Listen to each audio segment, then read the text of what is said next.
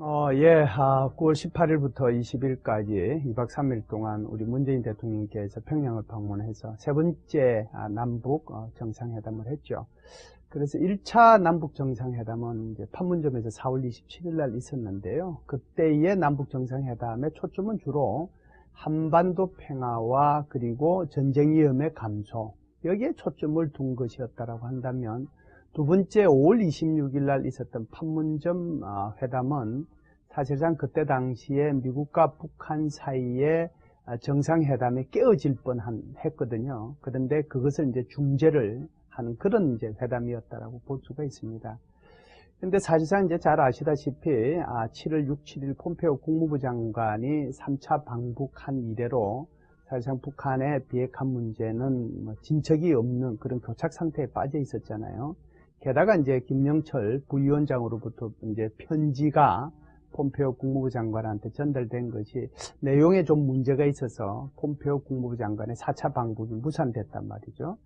그래서 이제 전체적으로 보면 이 북한 비핵화 문제가 교착 상태에 빠져 있었는데, 이때 이제 우리 문재인 대통령의 역할이라고 할까요? 중재자 역할이 굉장히 이제 중요하게 부각될 수밖에 없었고, 3차 이 남북한 정상회담의 초점은 결국은 이 중재자 역할로서 지금 교착 상태에 빠져 있었던 그런 북한과 미국 간의 비핵화 회담을 어떻게 다시 성사시키는가, 여기에 이제 초점을 둔 회담이었다라고 볼 수가 있습니다. 물론 한반도의 전쟁 위험 감소 문제하고 그리고 이제 남북 간의 군사 합의서 문제 채택 같은 것들도 있었지만, 그보다 더 중요했던 것은 어떻게 하면은 이 비핵화 회담을 앞으로도 더 계속해서 하게 할 것인가 하는 것이 초점이었는데요.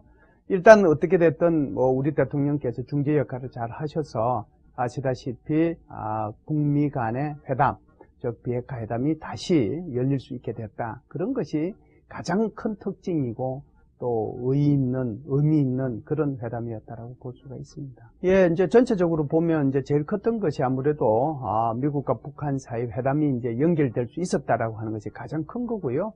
두 번째는 이제 좀 전에도 말씀을 드렸다시피 남북 간의 군사 합의서를 채택한 거잖아요. 세부적인 내용들은 여러 가지 이제 우리도 문제점들이 있고 북한은 북한대로 또 불만 사항들이 분명히 있을 겁니다. 그럼에도 불구하고 크게 보면 우리 정의용 안보실장께서 말씀하신 것처럼 어떻게 보면 불가침 협정이라고 해도 과언이 아니거든요. 군사적인 차원에서의 종전을 향한 어떤 그 첫 발걸음이다, 이렇게 볼 수가 있는데요.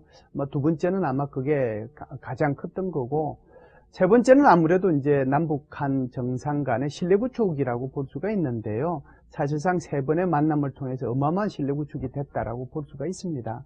게다가 이제 뭐라고 할까요? 김정은 위원장으로부터 직접 육성으로 핵무기와 핵위험이 없는 평화로운 땅이라고 하는 것을 끄집어냈었고요. 단 한 번도 남북한 사이에는 지난 25년여 동안에 여러 가지 회담을 통해서 비핵화 문제는 남북 간의 의제의 대상이 아니었습니다. 그럼에도 불구하고 이번에는 그것이 의제가 되어서 남북한 정상이 이를 머리를 맞대고 논의했다고 하는 그런 데 대한 이제 큰 의미가 있다고 볼 수가 있습니다. 게다가 대통령께서 능라도 5일 경기장이죠. 15만 명, 사실상 거기에 땅바닥에 있는 거기 행사 요원들까지 합하면 한 17, 8만 명 될 텐데요.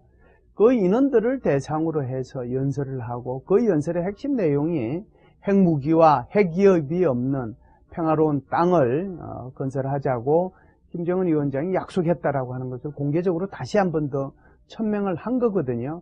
그래서 아마 되돌이를 킬 수 없을 정도로 북한 주민들에게 이제는 이제 북한 비핵화로 가는 길에 대해서 우리 대통령께서 오히려 더 말씀하셨다.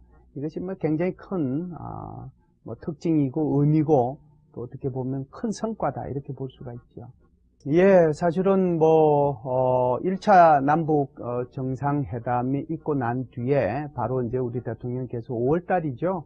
5월 달에 미국으로 가서 한미 정상회담을 했지 않습니까? 그렇게 해서 이 김정은 위원장이 어떤 의도를 가지고 있고, 그렇게 해서 미국 간의 정상회담의 필요성, 그리고 북한 비핵화 회담에 대한 필요성, 그런 것들을 역설을 했다라고 볼 수 있는데요. 그 결과로 어떻게 됐든지 간에 6월 12일 날 싱가포르에서 미국과 북한 간에 사실상 처음으로 첫 정상회담이 있었지 않습니까? 그래서 굉장히 큰 이제 역할을 우리 대통령께서 하셨다라고 볼 수 있는데요.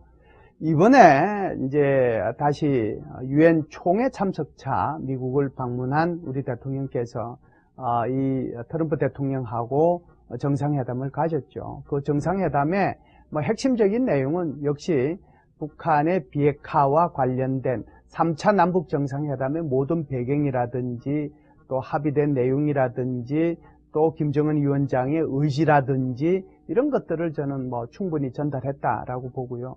특히 이제 종전선언과 관련해서 이 북한이 바라고 있는 것이 무엇인지 거기에 대한 반대급부로서 북한이 내놓을 수 있는 북한의 비핵화 목록이라든지 그렇지 않으면은 검증이라든지 이런 것들에 대해서 충분하게 말씀을 드리지 않았는가라고 생각을 합니다.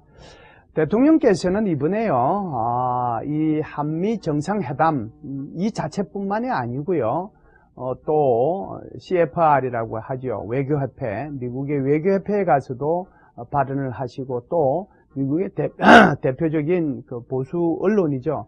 폭스뉴스와의 인터뷰 등을 통해서 북한의 김정은 위원장이 어떤 의지를 갖고 있는지 그리고 이것은 되돌이킬 수 없을 정도로 북한의 주민들한테 어떤 영향을 미치고 있는 건지 그리고 이제 두 번째 미국과 북한 간의 정상회담을 하기를 원하는지 그걸 소상히 밝혔다라고 봅니다.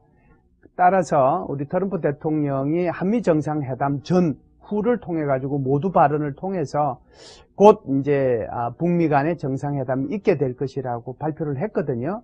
이제 물론 시간과 장소 이런 것들은 폼페오 국무부 장관의 실무 회담 등을 통해서 더 결정이 되겠지만 두 번째 북미 정상회담의 가능성을 열어놨다 하는 차원에서 보면 우리 대통령께서의 원래의 중재자 역할 그것을 북한에 가서도 중재자 역할을 잘했고 이번에 미국 가서도 중재자 역할을 잘한 게 아닌가. 그렇기 때문에 두 번째 북미 정상회담의 가능성이 열렸다 이렇게 볼 수가 있습니다. 미국 정상회담은 열릴 것으로 보고요. 폼페오 국무부 장관을 통해 가지고 아마 그런 내용들에 대해서 더 구체적으로 일정들이 잡혀지지 않겠는가라고 생각을 합니다. 전체적으로 보면 이제 이렇게 볼 수가 있죠. 폼페오 국무부 장관이 네 번째 북한을 방북을 하게 되고 그리고 나면 그걸 통해서 아마 두 번째 미국과 북한 사이에 정상회담이 열릴 것으로 봅니다. 아시다시피 이용호 외무상이 유엔 총회 연설차 미국을 방문을 했고요. 방문하자마자 바로 폼페오 국무부 장관하고 회담을 가졌습니다. 그 회담을 통해서 두 가지 중요한 역할을 했는데요. 하나는 이 폼페오 국무부 장관을 북한으로 초청한다는 김정은 위원장의 전언이 있었다라고 하는 거고요. 두 번째는 김정은 위원장의 친서를 트럼프 대통령한테 전달한다라고 하는 내용이었습니다. 그렇기 때문에 이제는 폼페오 국무부 장관이 평양을 방문하는 것은 거의 기정사실화됐고요. 대신에 폼페오 국무부 장관이 이런 얘기를 했습니다. 10월 달에 미국 정상회담을 할 수도 있고 그 이후에 할 수도 있다. 이렇게 여유를 남겨놨거든요. 그렇기 때문에 아마 이 폼페오 국무부 장관이 북한을 방북을 하고 그 방북을 통해서 북한이 내어놓아야 될 비핵화와 관련된 목록 그것과 검증 이 문제가 북한이 얼마만큼 성의있게 내어놓느냐에 따라서 그 회담은 10월 달에 있을 수도 있고 11월 이후에 있을 수도 있다 이렇게 봅니다. 예, 북한 비핵화 문제는요 우리의 삶과 죽음에 관한 문제입니다. 반드시 북한은 비핵화를 시켜야 됩니다. 그래야 그것이 우리 한반도의 미래를 결정지을 수가 있는데요.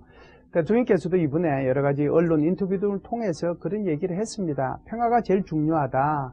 그런데 평화가 제대로 이루어지려고 하면 북한 비핵화가 우선되어야 된다라고 말씀을 하셨거든요. 그렇기 때문에 북한 비핵화 문제는 우리의 죽음과 삶에 관한 문제이기 때문에 이 문제는 이제 반드시 해결되어야 되는데 트럼프 대통령은 이제 이렇게 얘기를 했습니다. 북한 비핵화 문제는 5개월 내에 해결될 수도 있고 2년 내에 해결될 수도 있고 5년 내에 해결될 수도 있다. 서두르지 않겠다라고 이제 말씀을 하셨는데요. 서두르지 않겠다라고 얘기한 것의 핵심 내용은 이 북한 비핵화 문제를 대충 끝내지 않겠다라고 얘기하는 겁니다. 그렇기 때문에 우리가 CVID든 FFVD든 완전한 북한의 비핵화가 이루어질 때까지 북한 비핵화 문제를 가지고 여기에 매달리겠다라고 얘기하는 거거든요. 북한이 완전하게 현재 핵과 미래 핵 그리고 과거 핵에 대해서 비핵화가 될 때 비로소 한반도에도 평화가 오고 남북한의 경제 공동체를 넘어서 전체적으로 동북아의 안보 협력 체제도 구축되지 않겠는가 이런 생각을 합니다.